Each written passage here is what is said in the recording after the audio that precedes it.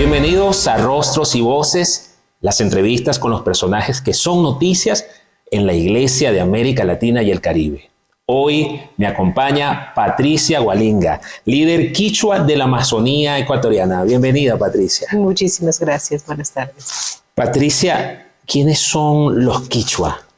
Bueno, explícitamente hay quechuas y quichuas.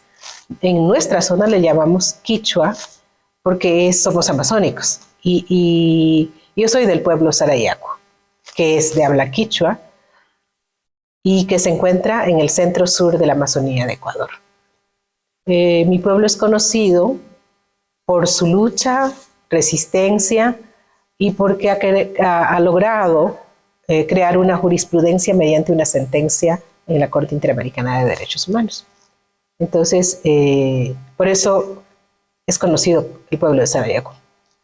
Y en todo este camino de liderazgo que llevas y que ha tenido esos aforos dentro de las mismas Naciones Unidas, ¿cómo llegas a la iglesia?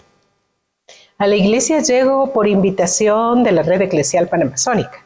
En ese caso, su secretario Mauricio López, quien nos ubicó y nos invitó para que podamos venir a decir cómo pensábamos los pueblos indígenas de la lucha y qué pensábamos de nuestra relación con la Iglesia Católica, porque mi pueblo es católico y yo también. Entonces, así es como llegamos a este camino. Y eso fue como en el año 2015, por ahí. ¿Y acompañaste todo este proceso de sínodo amazónico, sí, todo este caminar? Justamente aquí en Bogotá, creo que es en la conferencia episcopal, había una reunión de la Red Eclesial Panamazónica, donde pude hablar 8 minutos de qué es lo que nosotros esperábamos de la iglesia y cómo tenía que ser el acompañamiento de los pueblos indígenas.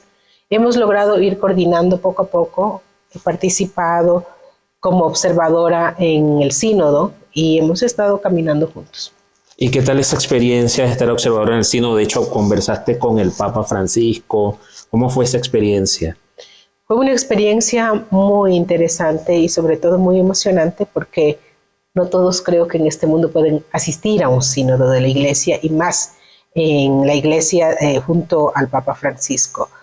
Creo que tuvimos la oportunidad de hablar desde nuestra perspectiva y poder decir lo que pensamos, sin cohibirnos, pero también aportar en el documento del sínodo para poder delinear estrategias que puedan apoyar en este proceso que se emprende de apoyo a la Amazonía, la iglesia como rostro amazónico, de apoyo a los pueblos indígenas, ver que ya los que nos consideraban en la periferia estábamos al centro y en el núcleo de la iglesia que estaba en Roma y que hemos podido ir a hablar desde nuestras realidades y a no hacer que vengan hablando por nosotros, sino que nosotros mismos decir qué es lo que estábamos pensando.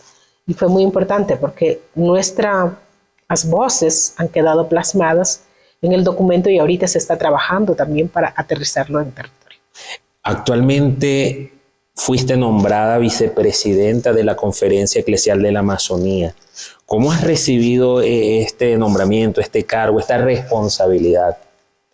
Bueno, yo creo que todavía la Asamblea es la que tiene que ratificar. Estamos nominadas, sí, y estamos apoyando a la presidencia de la SEAMA y realmente es un honor, pero también es un trabajo y es mucha responsabilidad porque implica que nosotros de alguna manera tenemos que orientar desde el lugar que nos pongan cómo tiene que ser el trabajo en el territorio y en las bases y cómo tenemos que plasmar también aquellas distintas formas de ver las cosas en un objetivo que pueda ser realizable y que pueda servir para defender los ecosistemas amazónicos, pero con mucho respeto y en igualdad de condiciones. Como lideresa indígena y que estás allí como profetisa de todas estas poblaciones en los territorios, ahorita, ¿cuál es el reto más difícil que está en cuanto a la defensa de los pueblos indígenas?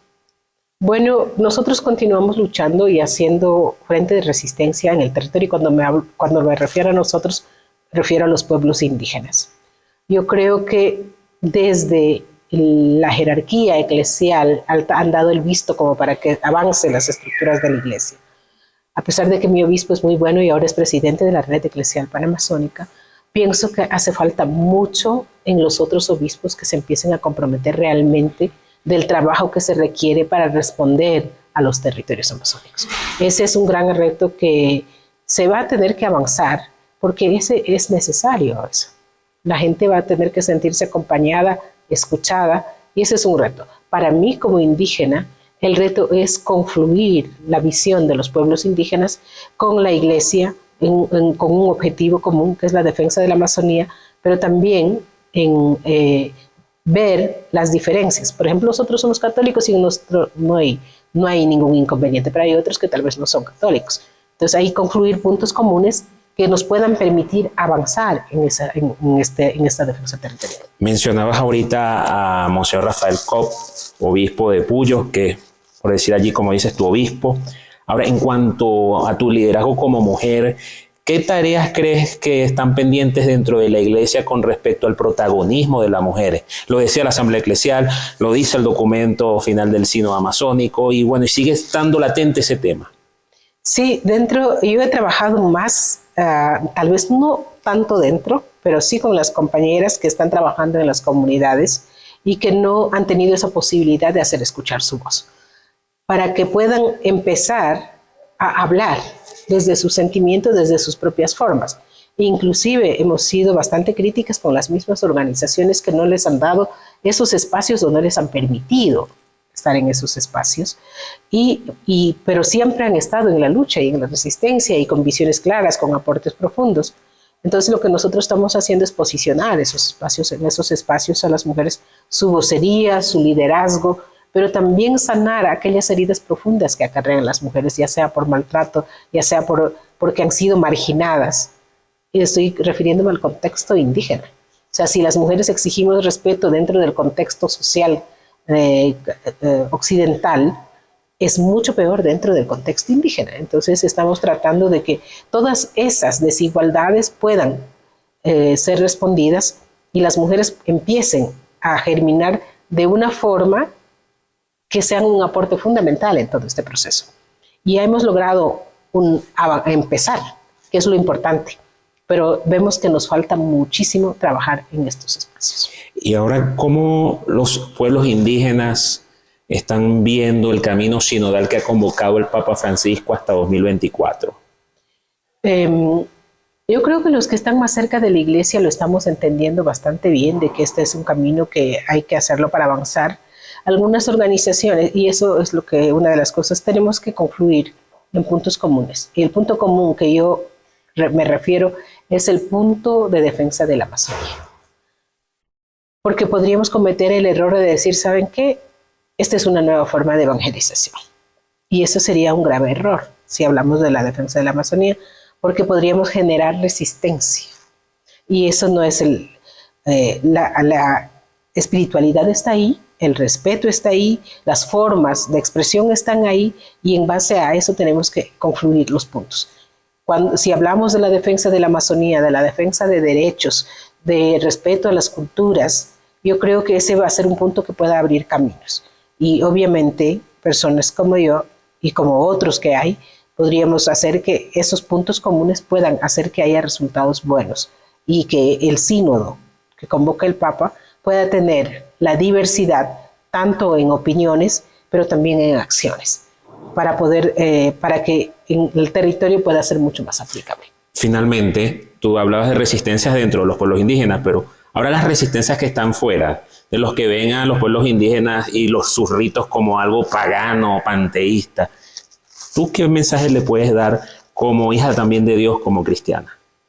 Bueno, que no deben tener esos temores. Yo creo que si se vuelven muy rígidos, cometeríamos el error de generar brechas que en vez de ayudar van a hacer que haya dificultades graves en esos procesos de evangelización. El tiempo en que decían la letra con sangre entra, se acabó. El tiempo en que la Santa Inquisición trataba de meter a la fuerza el pensamiento de conversión religiosa, tampoco funciona tal como es. Yo creo que es tiempo de ver las maravillas de Dios de una manera humilde, de una manera en que podamos descubrir en aquellas cosas que tal vez puedan parecer que no son. Y estoy seguro que ahí está la presencia de Dios y lo está con mucha fuerza. Y si nosotros tenemos esa habilidad de tener por lo menos empatía, de poder tener respeto, yo creo que Dios está presto con su espíritu para ayudar a buscar las soluciones y para hacer que a Él le encuentren donde menos lo espera. Era Patricia Hualinga, lideresa de los pueblos quichua, defensora de derechos humanos y defensora de los derechos indígenas. Nuestra invitada en Rostros y Voces, las entrevistas de ADN CELAC. Hasta pronto.